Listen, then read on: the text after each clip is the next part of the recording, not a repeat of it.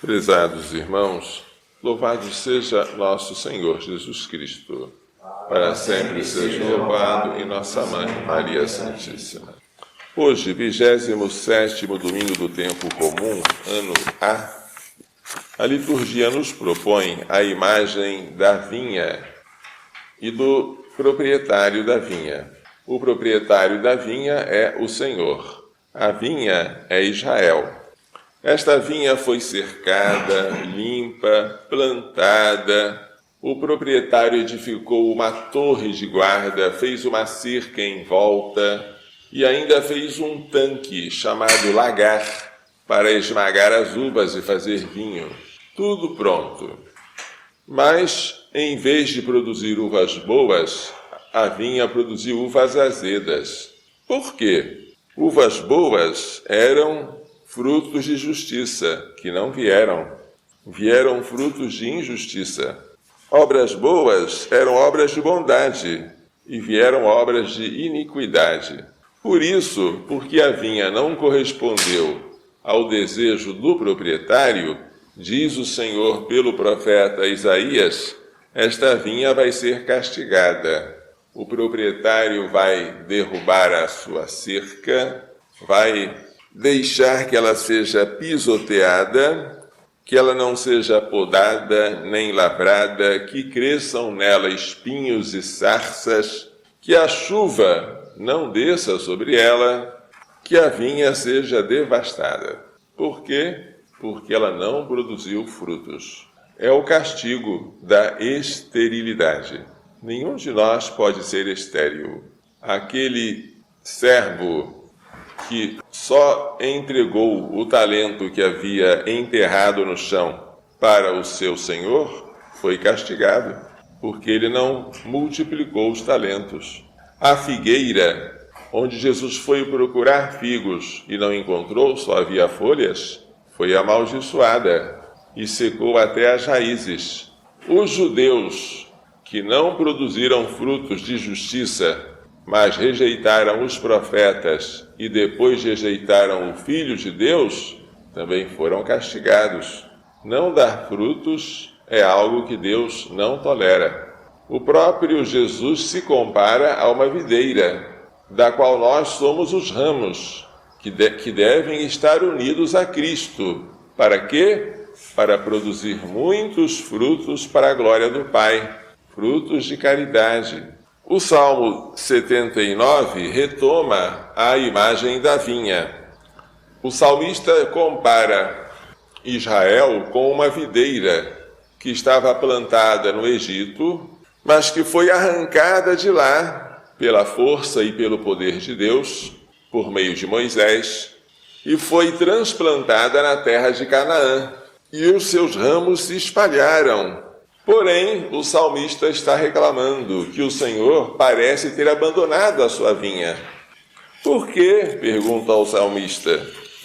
Por que vós destruístes a sua cerca, a cerca que envolve a vinha, para que todos os que passam a vindimem? Vindimar é arrancar as uvas.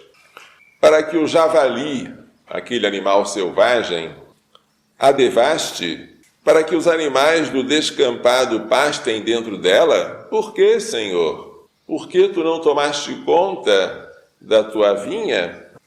Mas o próprio salmista sabe o motivo. Foi por causa do pecado de Israel. Por isso o salmista diz: voltai-vos para nós, Deus do universo. Olhai dos altos céus e observai. Protegei a vossa vinha e defendei-a. Foi a vossa mão direita que a plantou.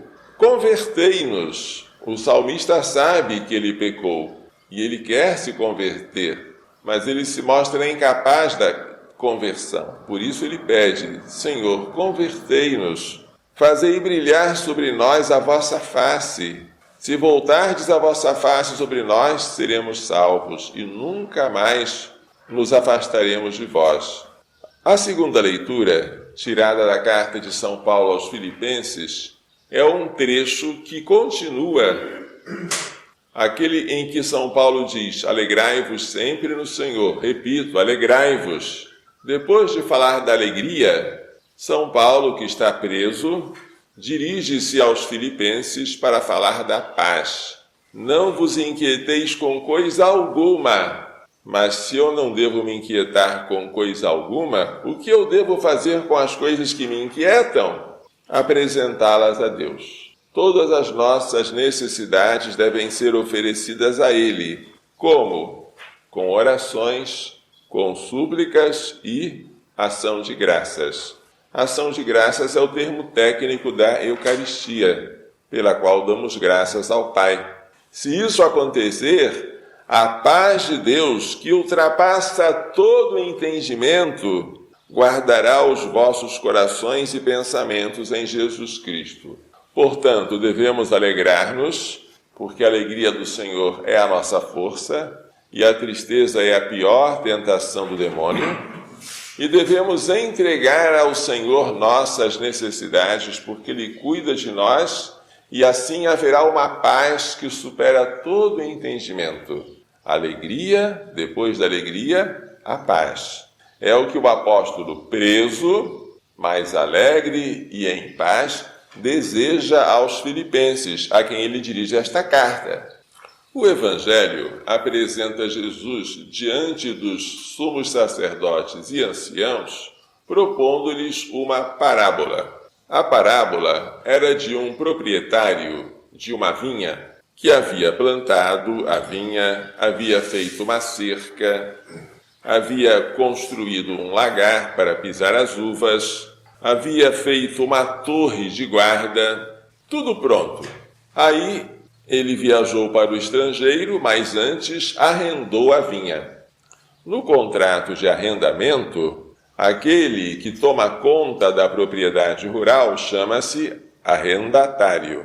A propriedade não é dele, mas ele tem que trabalhar e produzir frutos para o proprietário. É bom nós sabermos que tudo que nós temos aqui não é nosso, é de Deus, inclusive o nosso corpo, que tem que produzir frutos para ele. Imagine aquele que voluntariamente se esteriliza, seja pela vasectomia, no caso do homem, seja pela ligadura de trompas, no caso da mulher. Não podemos, nem podemos dizer, este corpo é meu, eu faço com ele o que eu quero. Meu corpo pertence a Cristo, e eu faço com meu corpo o que Cristo quer. Portanto, se somos vinhateiros, estamos aqui para produzir frutos para o Pai.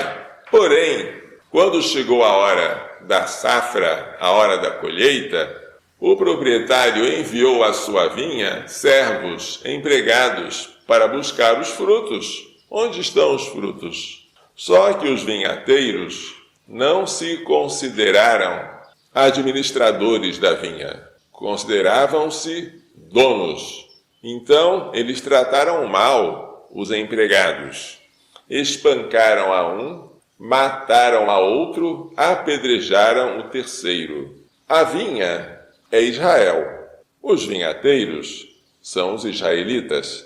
Os servos que foram chamados para cobrar os frutos são os profetas, que foram apedrejados, foram mortos. Jesus, quando se aproximou de Jerusalém, chorou e disse: Jerusalém, Jerusalém, que matas os teus profetas, que apedrejas os que te são enviados. O proprietário enviou novos servos em maior número, são outros profetas, e trataram-nos da mesma forma. Habitualmente, os israelitas não ouviram a voz dos profetas e os maltrataram. Mas o proprietário tinha um filho, e ele pensou: eu vou enviar o meu filho a eles, porque ao meu filho eles respeitarão. O filho do proprietário, evidentemente, é Jesus, que é o Filho de Deus, que foi enviado por último, depois de tantos profetas que não foram ouvidos e foram maltratados. Os vinhateiros, quando olharam para o filho, em vez de respeitá-lo, disseram entre si: este é o herdeiro, vamos matá-lo e a vinha será nossa. Então estes vinhateiros, além de não produzirem fruto, quiseram matar o filho do proprietário para se apoderar da vinha. Agarraram o filho, jogaram-no fora da vinha e o mataram. De fato, Jesus, que é o filho, ele foi morto fora dos muros da cidade de Jerusalém. A história é perfeita. A alegoria é exata. Pois bem, o que fará o dono da vinha quando voltar? Os sumos sacerdotes e os anciãos responderam: certamente, o dono da vinha vai mandar matar esses miseráveis, esses perversos, e vai arrendar a vinha a outros que produzam frutos no tempo devido. A resposta é correta, só que os sumos sacerdotes não perceberam que haviam respondido contra si mesmos. Por quê? A vinha será tirada deles. O que é isso? O reino de Deus vos será tirado, porque vós não produzis frutos, e será dado a um outro povo, que produzirá frutos no tempo devido. De quem o reino de Deus foi tirado? Do povo de Israel, que não aceitou os profetas, nem o Messias, nem o Filho. Para quem o reino de Deus será transferido? Para um novo povo. Qual será este novo povo? A igreja. A igreja vai produzir frutos no tempo devido? Vai. Por quê? Porque a igreja será um povo novo. Será um povo que estará fundado sobre uma rocha. Que rocha é essa? Esta rocha é, citação do Salmo 117, a pedra que os construtores rejeitaram e que se tornou a pedra angular. Esta rocha é Jesus. Ele vai construir uma igreja sobre ele. Jesus é o fundamento desta igreja, deste povo novo, mas ele é o fundamento invisível, porque nós aqui não vemos Jesus. O fundamento visível da igreja é o Papa, é Pedro. Por isso Jesus disse a Simão, filho de Jonas: tu és Pedro, e sobre esta pedra edificarei a minha igreja. Esta igreja será diferente do antigo Israel, por vários motivos. Israel fez, por meio de Moisés, uma aliança com Deus, mas era uma aliança antiga. A igreja fará uma aliança com Deus, mas será uma aliança nova. A aliança que Israel fez com Deus por meio de Moisés foi através do sangue de animais, sangue de novilhos. A aliança nova que a igreja, fundada por Jesus, vai fazer com o Pai, será através do sangue do Filho de Deus. O povo antigo, o povo de Israel, tinha a lei gravada em tábuas de pedra para observar. O povo novo, a igreja, terá a lei inscrita no coração. O povo antigo tinha um coração duro, tão duro que eles não eram capazes de aceitar o matrimônio indissolúvel, de modo que Deus até tolerou por algum tempo o divórcio. O povo novo, a igreja, vai ter um coração renovado. Ele vai arrancar de nosso peito um coração de pedra e vai colocar um coração de carne. Isto acontece no batismo. O povo novo, que é a igreja, será um povo de pessoas renascidas pelo batismo, renovadas, recriadas. Um povo de pessoas que terão as suas vestes lavadas no sangue do Cordeiro. Um povo que terá a vida divina, a graça que Adão havia perdido pelo pecado para si e para nós. E com a graça, que é a vida de Deus em nós, este povo terá facilidade de produzir frutos, porque quando nós estamos em estado de graça, podemos dizer: já não sou mais eu que vivo, é Cristo que vive em mim. Por isso, aquilo que eu faço tem valor sobrenatural e eterno. Até lavar uma roupa, ou varrer o chão, ou preparar uma comida, se eu faço em estado de graça e por amor a Deus, isto glorifica imensamente ao Pai e tem valor de eternidade. Mas isso é para um novo povo, para o novo Israel, que é a igreja. O reino de Deus vos será tirado e será entregue a um povo que produzirá frutos. A igreja, como esposa de Cristo, ela é una, santa, católica e apostólica. E ela produz frutos de santidade. A igreja não será vencida pelas portas do inferno, porque ela foi fundada sobre a rocha.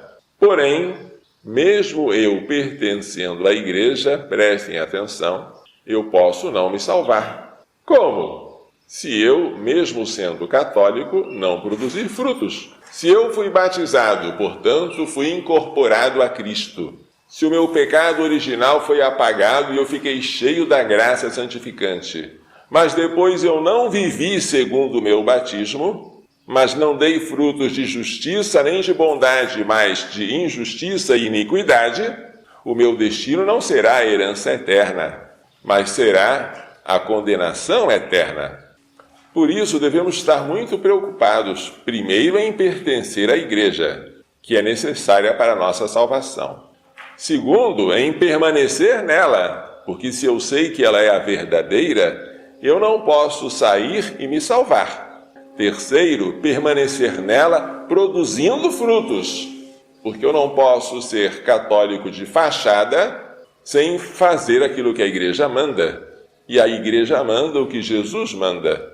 Porque o próprio Jesus disse, quem vos ouve, a mim ouve. E quem vos rejeita, a mim rejeita. E quem me rejeita, rejeita aquele que me enviou. Por isso, tomemos muito cuidado para não sermos ociosos, para não sermos inúteis, para não sermos estéreis, para não chegarmos diante do Senhor com as mãos vazias. E mais ainda, para não nos rebelarmos contra o Senhor, que quer cobrar de nós frutos, para fazermos a nossa própria vontade, não a dele. Tudo isso está errado. Maria Santíssima foi aquela que produziu frutos em maior abundância para Deus Pai e para nós. Produziu frutos maravilhosos de caridade. E há um fruto especial de Maria, que todos nós conhecemos, é Jesus. Jesus é o bendito fruto do ventre dela. E quem disse isso aí para Maria Santíssima foi Isabel, mas foi Isabel cheia do Espírito Santo. Portanto, é o Espírito Santo que chama Jesus o fruto bendito do ventre de Maria. Maria Santíssima nunca foi estéril, sempre esteve produzindo frutos para o seu Senhor, frutos de caridade, frutos de sacrifício, frutos de serviço, de obediência pronta, de conformidade com a vontade do Pai, e agora ela está no céu, como aquela mulher vestida de sol, tendo a lua debaixo dos pés e na cabeça uma coroa de 12 estrelas, e ela aguarda por nós, seus filhos, se nós não nos rebelarmos contra o dono da vinha, mas se nós produzirmos os frutos no tempo oportuno. Nós vamos produzir frutos se permanecermos em oração, se permanecermos participando assiduamente da Santa Missa e se frequentarmos os sacramentos, sobretudo a confissão e a comunhão eucarística. Para quem está fazendo isso, parabéns. Para quem ainda não fez, um alerta, vamos fazer, porque isto nos será cobrado pelo Senhor. Que Maria Santíssima, que produziu tantos frutos, nos faça entender e pôr em prática as lições desta liturgia. Louvado seja nosso Senhor Jesus Cristo. Para sempre seja louvado.